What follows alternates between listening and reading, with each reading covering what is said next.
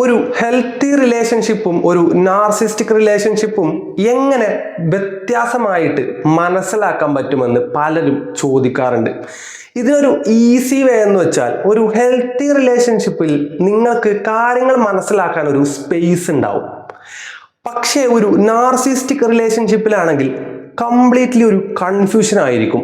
ഒരു സാഹചര്യം വന്നാൽ ഇപ്പം സോൾവ് ചെയ്യണം, ഇപ്പം എക്സ്പ്ലനേഷൻ വേണം, ഇപ്പം തീർക്കണം, എല്ലാം സഡൻ ആയിട്ടായിരിക്കും കാര്യങ്ങൾ നടക്കുന്നത്. നിങ്ങൾക്കൊന്ന് കൂളായിട്ട് ചിന്തിക്കാനോ അല്ലെങ്കിൽ ഒന്ന് നല്ല രീതിയിൽ ആ ഒരു പ്രശ്നം പ്രോസസ്സ് ചെയ്തൊരു തീരുമാനമെടുക്കാനോ ഉള്ള ചാൻസ് കിട്ടില്ല.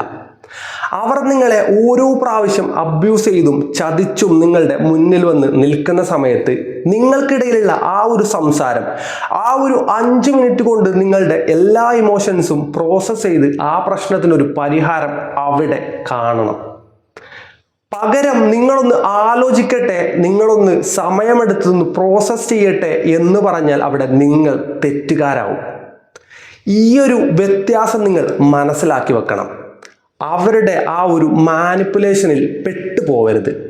ഇതുപോലുള്ള ടോപ്പിക്സ് നിങ്ങൾക്ക് ഇഷ്ടമാണെങ്കിൽ ചാനൽ ഒന്ന് സബ്സ്ക്രൈബ് ചെയ്യുക. എന്തെങ്കിലും ചോദ്യം മനസ്സിലുണ്ടെങ്കിൽ തീർച്ചയായിട്ടും കമൻറ്റ് ചെയ്യണം.